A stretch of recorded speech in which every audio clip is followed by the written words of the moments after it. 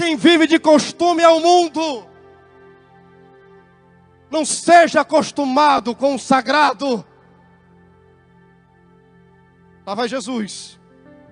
Agora, recebendo a confirmação do alto, recebeu o testemunho diante dos homens por João Batista o profeta, mas era necessário alguém maior testificar acerca dele. Sempre é necessário alguém maior falar acerca de você. Não precisa você falar de si mesmo.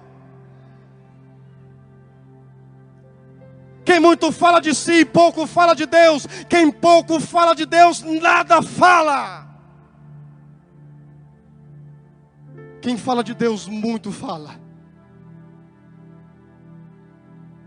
Este é meu filho. E na narrativa da tentação nós sabemos 3 vias de ataque de Satanás, 3 vias de defesa de Jesus, que simbolizam a nossa vida na terra, a nossa luta diária, claro. Só que existem outros detalhes aqui que eu quero compartilhar com você. O que acontece aqui na narrativa é um paralelo com o Éden, um paralelo com o Mar Vermelho, um paralelo com os 40 anos de Israel no deserto. E poucos se percebe. Com o Éden, o primeiro, Adão foi criado por Deus, a sua imagem, a sua semelhança. Nos é dito que imagem e semelhança diz respeito ao aspecto moral, capacidade de amar, capacidade de se relacionar, assim como Deus tem, capacidade de governar, de liderar. Isso é o básico. Só que existe um outro detalhe, uma palavra revelada dentro dessa. Paulo escreve em Colossenses no capítulo 2, aliás, capítulo 1, versículo 15, que Cristo é a imagem do Deus invisível. Quando Paulo fala de Cristo como imagem, está falando dele, daquele que nasceu, daquele que morreu, daquele que ressuscitou. João capítulo 1 diz o quê? No princípio era o verbo, no princípio era a palavra estava com Deus e a palavra era Deus. Versículo 14, a palavra se fez carne e habitou entre nós.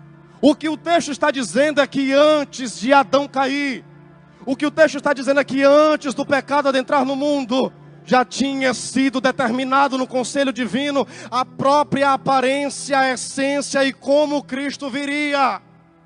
A imagem na forma de homem. Você pergunta o que isso tem a ver, você vai entender. Antes de Adão ser criado, já existia uma imagem eterna de como o próprio Deus viria para redimir o homem. Deus já tinha o quê? Um plano B, podemos assim entender.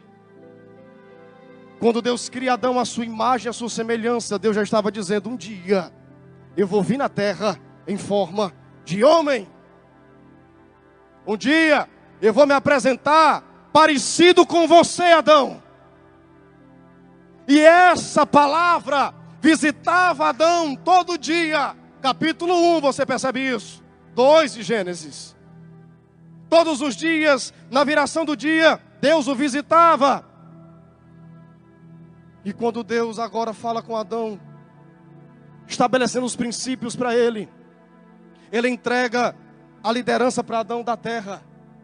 Ele diz assim, olha Adão, sujeitai quem? A terra e dominai-a. Correlação dessa imagem com a imagem criada. Imagem eterna com imagem criada. Assim como eu lidero nos céus, Adão, você vai liderar aqui na terra abaixo do meu discipulado. Você depende de mim para reinar. Então não se afaste da minha presença. Coma qualquer coisa daqui, mas não coma aquele fruto ali. Senão você peca e você vai morrer. Dependência. Adão está certo. Satanás entra na história. Tenta Eva. Eva passa para Adão. Adão come. Os olhos de ambos são abertos. E o pecado entra no mundo. A estrutura de Adão é danificada. Eles tentam agora dar um jeito com as suas próprias mãos. O ego humano agora acabou de nascer. Acabou de se manifestar. A tentativa de dar um jeitinho com as nossas habilidades. A tentativa de nos cobrir diante de Deus. A tentativa de nos esconder diante de Deus com os nossos argumentos, como se Ele não soubesse. Eles tentam com seus próprios meios se cobrirem as suas vergonhas. E quando Ele escuta quem? A palavra, o Cristo pré-existente, vindo ao encontro do pecador perdido.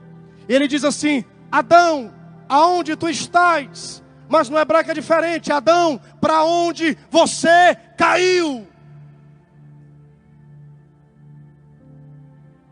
A palavra já começa trazendo a realidade. Deus nunca vai tratar problema de ninguém sem primeiro trazer a realidade do mesmo.